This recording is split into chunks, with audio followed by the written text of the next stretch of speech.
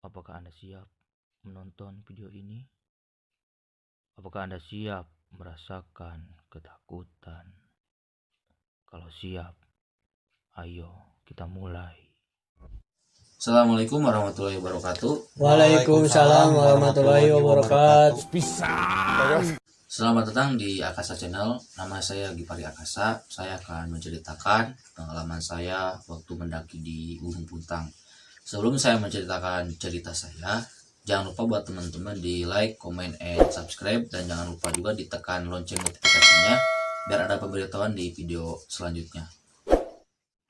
Gunung Puntang terletak di Desa Puntang, Kecamatan Cimaung, Banjaran, Bandung, Jawa Barat. Di Gunung Puntang juga mempunyai sejarah ya. Yang pertama itu kalau yang saya tahu ada bekas radio Malabar, terus ada kolam cinta, dan ada gua Belanda ya, benar gua Belanda. Nah kalau di radio itu bekas radio Malabar ya, jelas dulu itu tempat atau apa yang saya tahu kayak komunikasinya gitulah pada Belanda. Kalau kolam cinta konon ya katanya mitosnya ya, kalau orang yang udah mempunyai hubungan atau mempunyai pasangan melemparkan koin ke kolam itu katanya hubungannya bakal langgeng, dan kalau yang jomblo melempar koin ke kolam itu akan segera-gera mendapatkan jodoh nih. Tapi kononnya itu mitos atau misteri no atos-atos. Dan yang ketiga itu ada gua Belanda. Gua Belanda itu dulu tempat persembunyian para penjajah untuk menjajah ya warga kita, negara kita. Ya udahlah, saya kan bukan mau menceritakan sejarah, saya akan menceritakan pengalaman saya di gunung itu, atau di temanya itu masuk ke tema mimisan ya, misteri mistis masuk hutan. Jadi awalnya gini ya, saya itu berenam sama teman saya. Nah ya niatnya itu yang pertama sih saya nggak akan ke Puntang sih, ke Gunung Puntangnya. Rencananya itu saya mau muncak ke puncak Mega, Cuman waktu itu temen saya yang 2 orang ini ada trouble, ada masalah ya gini ya. Jadi 4 orang ini udah ready akan berangkat. Nah yang 2 orang ini ada masalah dulu, nggak tahu apa, ada urusan dulu ngedadak. Nah waktu itu sampai di Gunung Puntang itu sekitar jam 8 malam dah. Rencana awalnya itu kita berenam akan berangkat sore, cuman gara-gara 2 orang itu ada masalah, jadi kita tunggu dulu. Nah sampai agak malam kesini ternyata masih belum beres gitu urusannya. Nah jadi saya langsung berangkat aja, 4 orang ini duluan, tinggal 2 orang ini nyusul. Nah pas saya udah nyampe di Puntang, kirain saya teman saya yang 2 orang ini udah di jalan, ternyata masih belum ya. Bingung kan yang 4 orang ini, kalau mau langsung ke puncak Mega ya masa 2 orang ini tinggal, tapi kalau enggak gimana. Jadi kita itu nunggu dulu aja di pintu masuk gitu, di pintu masuk Gunung Puntang ya, pintu masuk Gunung Puntang. Nah teman saya ini yang 2 orang ini nyampe jam 9 lebih. Otomatis kan kita bingung gitu, mau melanjutkan ke puncak Mega kan itu jauh ya, masa jam 9 malam gitu, jam 9 lebih, dan rencana awal kan kita mau sore trekkingnya, ini kan jam 9 lebih. Ya udahlah kita putusin aja di situ bersama, buat di area Puntangnya aja lah gitu, nggak ke puncak Meganya. Nah pas masuk ke dalam, ternyata di dalam itu ada acara seperti komunitas gitu. Jadi seperti aliansi komunitas dari mana-mana itu kayak ngadain pertemuan lah, dan so far langsung penuh kawasan camping Cariannya itu penuh ya. Bingung kan mau gimana. Nah kata teman saya ada yang ngusulin, mending kita masang tenda di itu aja di jalur trekking ke ke puncak Mega di situ. Jadi nggak ke puncaknya, di jalur trekking kan pasti ada buat masang tenda, mending di situ aja biar nggak terlalu ramai kalau di sini mah.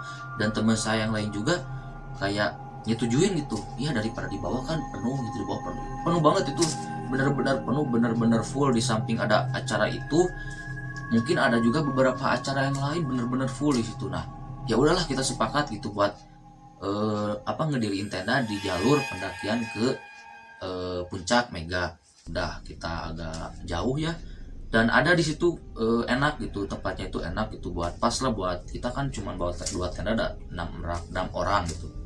Ya udah kita masang di situ, dan emang bener-bener nggak ada siapa-siapa gitu, bener-bener tenda kita cuma 2 tenda, ada yang orang lain itu cuma di bawah, dan kita kan nggak ke puncaknya, cuma di jalur trekkingnya. Oke, kita bergas lah, kita masang.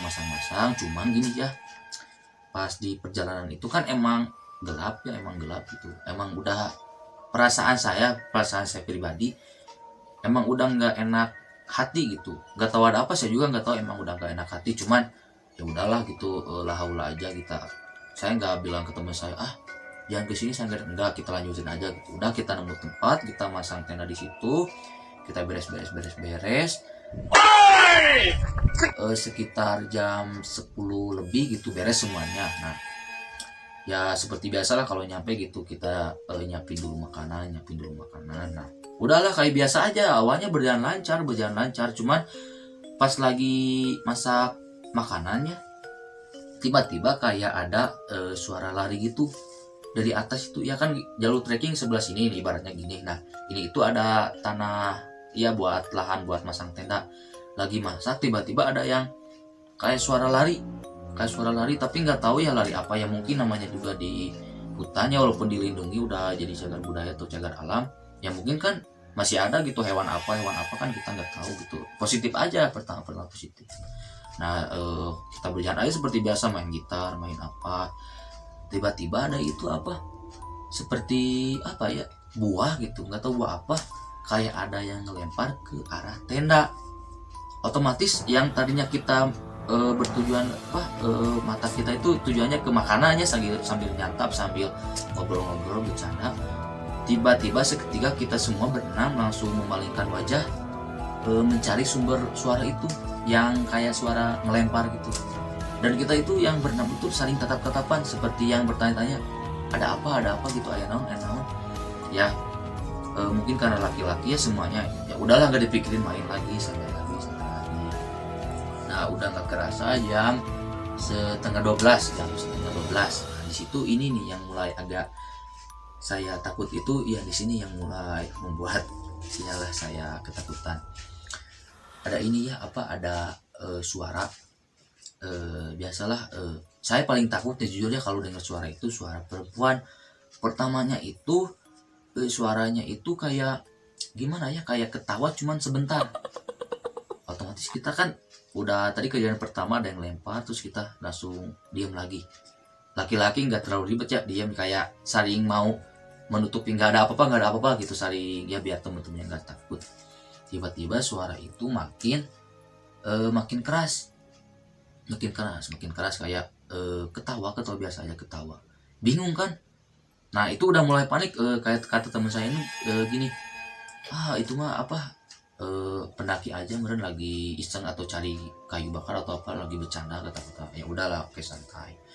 Nah yang paling serem nih, ada suara apa ya, kayak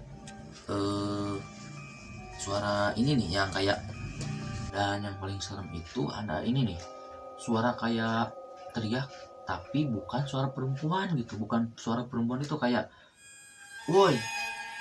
Jadi gimana ya, kayak bapak-bapak itu manggil, cuman bukan woi, jadi ibaratkan itu mau manggil kita gitu. Wah, jadi suara gitu aja. Nah di situ udah mulai ketakutan lah. Kita berenam gak banyak ngomong, beresin, kita masuk ke dalam tenda.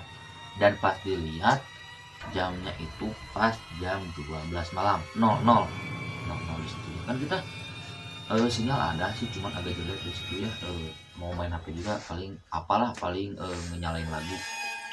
Nah kita di dalam itu, kita karena laki-laki ya sekali lagi nggak terlalu menceritakan, nggak terlalu membesar-besarkan, tapi malah saling menutupi. Nah yang paling serem nih gini nih, suara jadi kayak perempuan nih jalan di atas ke bawah di jalur pendakian itu. Dia itu kayak nangis makin deket. Nah itu saya udah mulai ketahuan, semua juga udah mulai ketakutan, udah pada diem terpaku, pada lihat ke bawah kayak sambil nangis. Jadi kayak yang jalan aja perempuan dari atas ke bawah nangis. Nah pas di deket tenda kita itu, di samping jauh trekkingnya, dia itu kayak ketawa-ketawa. Jadi kayak apa ya, kayak ngetawain kita yang dalam tanda itu ketakutan. Kalau yang saya tangkap ya gitu, kayak ketawa-ketawa gitu. Nah saya di situ nggak semakin deg-degan gitu, dan semuanya itu merasakan ketakutan yang sama, cuman saling menutupi. Jadi ada yang merem, ada yang nyetel lagu gitu yang kayak pura-pura gak kedenger, terus ada juga yang berdoa macam-macam lah gitu biar menutupi ketakutan. Dan tiba-tiba ya suara itu teriak kayak wow kayak gitu, otomatis kita langsung lompat itu dalam tanah gitu, benar-benar ketakutan. Dan setelah gitu ya dia itu kayak ketawa lagi tuh, kayak ngetawain kita yang udah ketakutan. Nah dia itu pergi ke bawah ya, yang suara itu kayak pergi ke bawah lagi, udah ketawa-tawa, udah sedang beberapa menit udah nggak ada. Nah itu kita udah ketakutan ya, udah bukan lumayan lagi, bener-bener ketakutan. Dan kita mutusin buat ke bawah aja gitu, kita cari aja tempat ya, walaupun mending ke tempat ramai lah, takut terjadi apa-apa, soalnya nggak ada siapa-siapa dan nggak ada yang bisa gitulah, di antara kami itu memang nggak ada yang bisa. Dan teman saya yang satunya itu dia nolak gitu karena takut ada lagi. Tapi 5 orang ini termasuk saya nyaranin buat ke bawah aja lah, kalau ada apa-apa di bawah kan lebih enak gitu. Mungkin kita tadi main gitarnya terlalu kencang atau apalah, kita nggak tahu. Ya udahlah, kita mau bergas aja. Nah singkat cerita, tenda udah beres, semua udah beres, kita mau ke bawah lagi. Tiba-tiba di bawah ada yang teriak. Pas kita itu udah di jalur, udah hampir ke bawah lagi, udah ke Puntangnya lagi, ada yang teriak kenceng, cewek itu kenceng banget. Kirain saya yang tadi, pas saya lihat ya bukan, iya pas dilihat-lihat bener, pas semakin ke bawah kita tuh semakin kenceng ke bawah biar cepet-cepet nyampe. Ada salah satu peserta di acara komunitas tadi ya, dia itu kesurupan, perempuan, dia teriak-teriak, jadi bener-bener teriak-teriak. Kalau nggak salah itu dia saking lamanya itu hampir, yang saya itu ya hampir 1 jam dia kesurupan. Ya udah singkat cerita, saya ke bawah lihat satu perempuan yang kesurupan itu, saya masang tenda aja di sebelah sana, dan perempuan itu nangis ketawa itu hampir 1 jam. Jadi di 1 jam itu misalkan ini 5 menit nangis, terus dia keluar kayak udah sama teman-teman itu dikeluarin keluar, tapi tiba-tiba masuk lagi, ketawa lagi, nangis lagi, itu aja sampai 1 jam. Nah dari situ yang tadinya saya mau menikmati acara, walaupun ini udah keadaan ramai ya di bawah, tapi masih keadaan trauma gitu. Teman-teman saya yang tadinya mau happy, ya udah gitu, cuman masuk ke tenda, udah tiduran aja, nggak, ya udah, kalau menurut saya udah berpacu gitu ya, rasa takutnya itu udah bener-bener, iyalah, jadi moodnya itu udah hancur lah. Kalau menurut saya yang tadinya mau happy udah ngedengerin itu, ya udah hancur. Dan saya sama teman-teman saya cuman duduk aja di luar tenda, nggak main gitar nggak apa, cuman kayak yang mikir-mikir, aduh tadi takut gitu, aduh. Jadi pikiran itu pusatnya ke sana, tadi ada apa ya, kita ngelakuin apa ya, udah ke situ aja. Dan ya alhamdulillah sih pas kita udah itu, ya alhamdulillah kita nggak terjadi apa-apa lagi. Ya kalau cerita dari saya ya segitu ya. Ya mungkin buat teman-teman yang udah mengalami kejadian atau nggak takut hal-hal yang gitu, mungkin anggapnya biasa aja, cuman suara, nggak lihat apa-apa. Tapi kalau buat saya pribadi sama teman-teman saya ya itu sangat menakutkan, karena itu pengalaman pertama saya di gunung mengalami kejadian seperti itu. Dan iyalah, intinya itu mungkin yang saya ingat ya, saya sama teman-teman saya itu nggak ngomong sompral, nggak ngomong apa, enggak, cuman yang saya ingat itu terlalu berisik lah main gitar, karena bikinnya nggak ada siapa-siapa menikmati nyanyinya sambil terlalu keras-keras.